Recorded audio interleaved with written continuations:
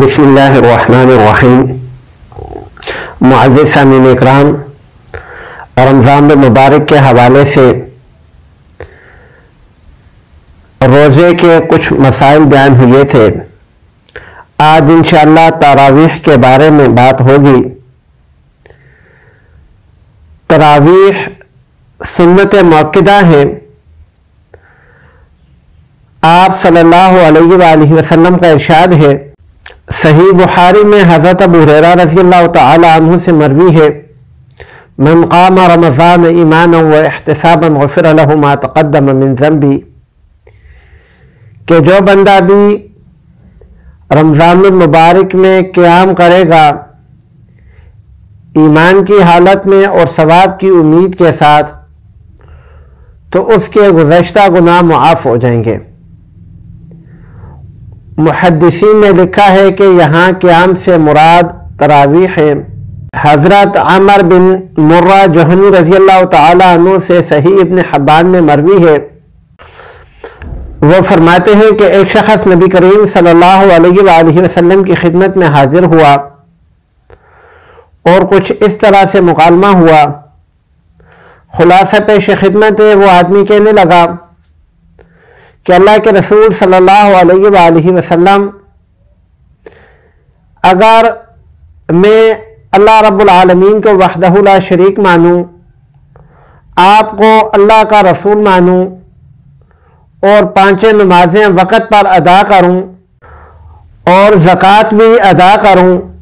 رمضان کے روزے بھی رکھوں اور تراویح بھی پڑھتا رہوں، تو میرا شمار کن لوگوں میں ہوگا؟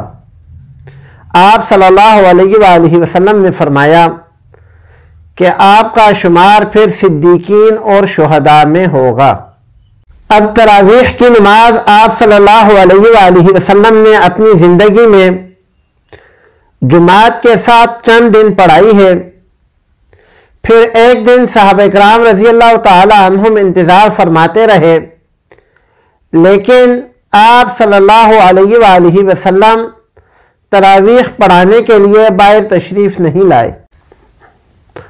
کتب احادیث کے اندر یہ واقعہ لکھا ہوا ہے کہ جب صبح ہوئی تو حضرت عمر بن خطاب رضی اللہ تعالی عنہ نے آپ صلی اللہ علیہ وآلہ وسلم کی بارگاہ میں عرض کیا کہ اللہ کے رسول،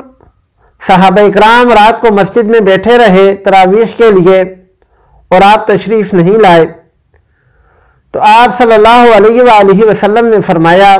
کہ اے عمر، لوگوں کا بیٹھا رہنا مجھے معلوم ہے، لیکن میں تراویح پڑھانے کے لیے اس لیے نہیں آیا کہ کہیں یہ تراویح ان پر فرض نہ ہو جائیں۔ اس کے بعد لوگ تراویح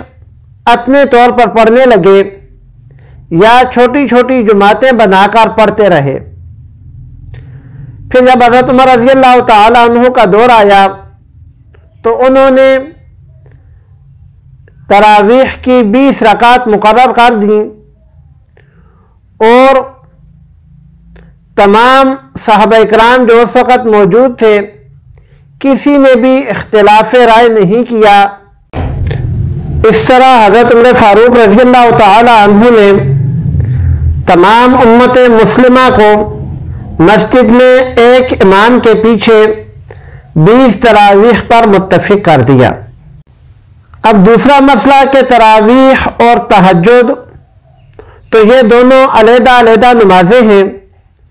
تراویح کی نماز علیحدہ ہے، تہجد کی نماز علیحدہ ہے۔ ان کے درمیان کچھ فرق ہیں جو ہر کوئی جانتا ہے، بہرحال یاد دہانی کے لیے کچھ فرق دہرا دیتا ہوں۔ پہلا فرق یہ ہے کہ تراویح کی نماز 20 رکعت ہیں اور تہجد کی نماز جو ہے وہ 8 رکعت ہیں۔ دوسرا فرق یہ ہے کہ تہجد کی نماز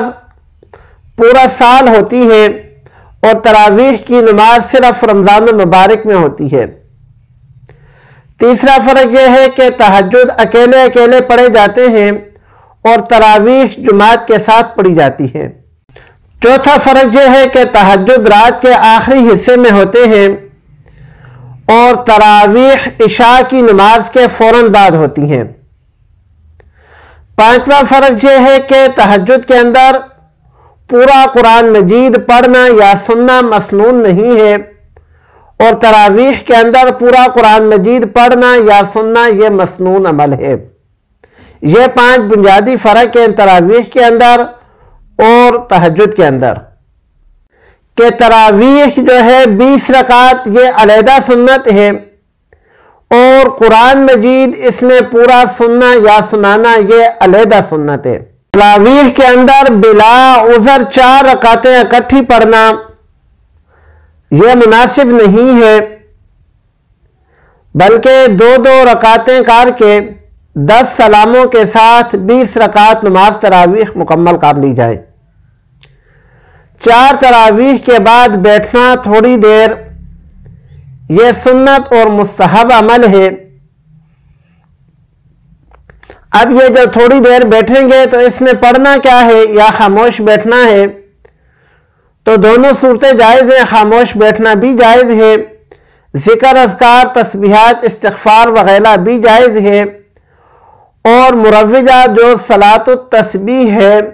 سبحان ذی الملک والملکوت یہ سنت سے ثابت نہیں ہے، لیکن ویسے ثواب کی نیت سے اور دعا کی نیت سے یہ پڑھنا جائز ہے۔ عورتوں کے لیے تراویح کی نماز ادا کرنے کے لیے مسجد میں آنا، تو اکثر مفتیان اکرام یہ فتویٰ دیتے ہیں کہ یہ مکروہ تحریمی ہے، لیکن کچھ اہل علم چند مخصوص شرائط کے ساتھ خواتین کو مسجد میں آنے کی بھی اجازت دیتے ہیں۔ نابالغ بچے کے پیچھے تراویح کی نماز پڑھنا جائز نہیں ہے، کیونکہ نابالغ بچے کی تراویح کی نماز جو ہے وہ نفل ہوتی ہے اور بالغ آدمی کی سنت ہوتی ہے، تو مقتدی کی نماز اگر افضل اور اعلیٰ ہو اور امام کی نماز مقتدی کی نماز سے درجے میں کم ہو تو پھر یہ اقتداء جائز نہیں ہوتی۔ نابالغ بچے کے پیچھے نابالغ بچے ہی کھڑے ہو کر تراویح پڑھ سکتے ہیں۔ ایک مسئلہ یہ بھی ہے کہ اگر کوئی بندہ لیٹ آیا، وہ جب مسجد میں آیا تو عشاء کی نماز ہو چکی تھی، تراویح پڑھی جا رہی تھی، تو وہ بندہ اب کیا کرے گا؟ سب سے پہلے وہ عشاء کے فرض پڑھے، عشاء کے فرض پڑھنے کے بعد وہ تراویح کے اندر شامل ہو جائے گا، اور جب امام تراویح مکمل کرنے کے بعد وتر پڑھے گا تو وہ بندہ بھی وتر پڑھے گا، اور جو تراویح اس کی رہ گئی تھی وہ تراویح وہ وتروں کے بعد پڑھے گا۔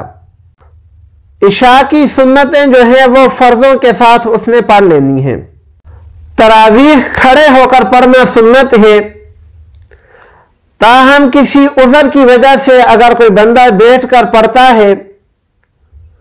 تو وہ عذر کی بنا پر تو جائز ہے، ویسے تراویح بیٹھ کر پڑھنا یہ سنت سے ثابت نہیں ہے۔ اب 20 رکعت ختم کرنے کے بعد، تراویح کی 20 رکعت ختم کرنے کے بعد دعا مانگنا یا وتر پڑھنے کے بعد دعا مانگنا، تو یہ عمل سنت سے تو ثابت نہیں ہے، البتہ کوئی بندہ اگر کرنا چاہے تو مباح اور جائز ہے، کیونکہ کسی بھی وقت دعا مانگنا شرعاً ممنوع نہیں ہے۔ رمضان کے اندر تراویح علیحدہ سے سنت عمل ہے، اور پورا قرآن مجید سننا یہ علیحدہ سے سنت عمل ہے۔ اب اگر کوئی ایسا بندہ ہے کہ کاروبار کی وجہ سے یا کسی اور وجہ سے ایک جگہ پر وہ کسی ایک مسجد میں تراویح نہیں پڑھ سکتا، بلکہ وہ کبھی ایک جگہ پہ تراویح پڑھتا ہے کبھی دوسری جگہ پہ پڑھتا ہے، تو وہ قرآن مجید سننے والی پوری سنت کیسے زندہ کرے گا؟ تو اس کا طریقہ یہ ہے کہ وہ کسی ایسے حافظ صاحب کو تلاش کر لے کہ جو 5-7 دنوں کے اندر تلفظ اور لہجے کے ساتھ اس کو تراویح پڑھا کر قرآن مجید پورا سنا دے، اس کے بعد وہ جہاں مرضی جاتا رہے، یا ایک ہفتے میں 2 دن اس نے وہاں پر ایک مسجد میں ایک مخصوص حافظ صاحب کے پیچھے کچھ سپارے سنے، پھر وہ کہیں چلا گیا، دوسرے دن اس نے کہیں اور اس کو تراویح پڑھنی ہے، تیسرے دن کہیں اور پڑھنی ہے، تو پھر جب وہ اپنے مقام پر واپس آئے گا تو اسی حافظ صاحب کے پیچھے وہیں سے شروع کر کے اپنا قرآن مجید پورا وہ اس طرح سن سکتا ہے۔ تراویح میں قرآن مجید مکمل ہو جانے کے بعد بھی تراویح کی سنت سارے رمضان المبارک میں رہتی ہیں۔ اگر قرآن مجید مکمل ہو گیا تو تراویح ختم نہیں ہوتی، بلکہ وہ پورے رمضان المبارک میں جاری رہتی ہیں، اور یہی سنت عمل ہے۔ مسجد میں تراویح کی نماز سنت مؤکدہ علی الکفایہ ہے، یعنی مسجد کے اندر تراویح کا ہونا یہ سنت عمل ہے۔ اگر کوئی بندہ گھر میں یا اپنی بیٹھک میں، اپنے حجرے میں یا کہیں اور پر تراویح کا انتظام کرنا چاہتا ہے تو اس کو اجازت ہے، لیکن ایسا نہ ہو کہ سارے محلے والے اپنا اپنا انتظام کر لیں اور مسجد میں کوئی بندہ نہ رہے۔ مسجد کے اندر باقاعدہ تراویح ہوتی رہے اور محلے والے 1-2 بندے بیٹھک میں یا حجرے میں پڑھ لیں، باقی مسجد میں جا کر تراویح پڑھیں۔ اور دوسری بات یہ ہے کہ تراویح جہاں بھی پڑھنی ہے فرض نماز مسجد کے اندر ہی پڑھنی چاہیے۔ فرض مسجد میں پڑھ کر پھر اگر کوئی اپنی منزل دہرانے کے لیے کہیں پہ تراویح پڑھانا چاہتا ہے اور کوئی بندہ اس کے پیچھے پڑھنا چاہتا ہے تو اس کی اجازت ہے، لیکن فرض نماز بھی مسجد میں وہ پڑھے اور مسجد کے اندر تراویح کی جماعت بھی ہوتی رہے۔ عورتوں کا تراویح کی جماعت کرانا، تو یاد رکھیں عورتوں کا جماعت کرانا یہ مکروہ تحریمی ہے۔ اب اگر کوئی عورت یہ کہتی ہے یا یہ سمجھتی ہے کہ اگر اس نے رمضان المبارک کے اندر تراویح کے اندر قرآن مجید پورا نہ سنایا، نہ دہرایا، تو وہ قرآن مجید بھول جائے گی، تو ایسی عورت کے لیے تراویح پڑھانا 3 شرطوں کے ساتھ جائز ہے۔ پہلی شرط یہ ہے کہ اس حافظہ لڑکی کی آواز گھر سے باہر نہ جائے۔ دوسری شرط یہ ہے کہ کوئی اعلان کر کے تراویح کا اہتمام نہ کیا جائے، بلکہ حافظہ لڑکی تراویح پڑھا دے، گھر کی جو 1 2 3 عورتیں ہیں وہ اس کے پیچھے کھڑے ہو کر نماز پڑھ لیں تراویح کی، تو یہ ٹھیک ہے۔ اور تیسری شرط یہ ہے کہ جس طرح مردوں میں امام اگلی صف میں کھڑا ہوتا ہے اور مقتدی پچھلی صف میں کھڑے ہوتے ہیں، تو یہ حافظہ لڑکی مرد امام کی طرح اگلی صف میں کھڑی نہیں ہوگی،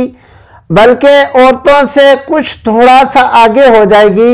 پورا ایک صف آگے کھڑی نہیں ہوگی۔ ان 3 شرائط کے ساتھ لڑکی جو ہے وہ تراویح پڑھا سکتی ہے، لیکن اس میں بھی تب پڑھائے گی اگر اس کو کبھی اندیشہ ہو کہ وہ قرآن مجید منزل اپنی بھول جائے گی۔ کن لوگوں کے پیچھے تراویح پڑھنی جائز نہیں ہے؟ ایک تو نابالغ بچے کے پیچھے بالغ آدمی کو تراویح نہیں پڑھنی چاہیے، اس کی تراویح اس کے پیچھے نہیں ہوگی۔ نمبر 2، کلین شیو کروانے والے کے پیچھے تراویح نہیں پڑھنی چاہیے۔ نمبر 3، ایسا آدمی جو داڑھی 1 بالش سے کم رکھ رہا ہو، جس کی داڑھی چھوٹی ہو، اس کے پیچھے بھی نماز تراویح کی نہیں پڑھنی چاہیے۔ اب تراویح پر اجرت لینے والے کے پیچھے نماز پڑھنی جائز ہے یا نہیں، تو ایک مسئلہ یاد رکھیں، تراویح پر اجرت لینا یہ جائز نہیں ہے۔ اگر کوئی امام اجرت لے کر تراویح پڑھا رہا ہے تو اس کے پیچھے تراویح پڑھنی جائز نہیں ہے۔ اب اس کی 2-4 صورتیں ہیں، وہ میں آپ کے سامنے رکھ دیتا ہوں کہ امام صاحب اس شرط پہ تراویح پڑھاتے ہیں کہ وہ اس کی اتنی اجرت لیں گے تو پھر بالکل جائز نہیں ہے۔ دوسری بات یہ ہے کہ اس مسجد کا، اس علاقے کا یا اس انتظامیہ کا ایک عرف ہے اور سب کو معلوم ہے کہ جب حافظ صاحب قرآن مجید ختم کریں گے تو ان کی یہ خدمت کی جائے گی، تو پھر ایسی جگہ پر بھی تراویح پڑھنی جائز نہیں ہے۔ تیسری بات یہ ہے کہ کوئی عرف بھی متعین نہیں ہے اور باضابطہ طور پر کوئی اجرت بھی متعین نہیں کی گئی، لیکن حافظ صاحب کے ذہن میں اور دل میں یہ بات ہو کہ مجھے یہاں سے کچھ نہ کچھ تراویح کا معاوضہ تو مل ہی جائے گا، تو ایسی جگہ پر ایسے حافظ کے پیچھے بھی تراویح پڑھنی جائز نہیں ہے۔ ایسی صورت جائز ہے کہ حافظ صاحب اللہ کی رضا کے لیے پڑھا رہے ہیں اور مقتدی اس کے پیچھے پڑھ رہے ہیں، وہاں کا کوئی عرف بھی نہیں ہے، کوئی ایسا انتظام بھی نہیں ہے، اور پھر ہدیہ اور تحفہ کے طور پر اگر مقتدی حافظ صاحب کو کچھ دینا چاہتے ہیں تو یہ جائز ہے، لیکن یہ بات یاد رہے کہ نہ وہ شرائط میں داخل ہو، نہ اس کی حافظ صاحب کو توقع ہو، اور نہ مقتدیوں کی دینے کی عادت ہو۔ تو ایسی صورت میں اگر حافظ صاحب نے کچھ لے لیا، کسی نے حافظ صاحب کو کچھ ہدیہ تحفہ وغیرہ دے دیا، تو اس کے پیچھے تراویح جائز ہے، لیکن اس میں اس بات کا خیال رکھنا چاہیے کہ یہ صرف قرآن مجید کے ختم کے ساتھ ہی خاص نہ ہو کہ قرآن مجید ختم ہوگا پھر ہی ملیں گی، بلکہ اگر وقتاً فوقتاً مقتدی حضرات یا مقتدیوں میں سے کوئی 1-2 بندے اس طرح کا تحفہ یا ہدیہ وغیرہ دیتے رہتے ہیں تو پھر ایسی صورت میں تراویح کی نماز بھی جائز ہے۔ اللہ رب العالمین عمل کی توفیق عطا فرمائے۔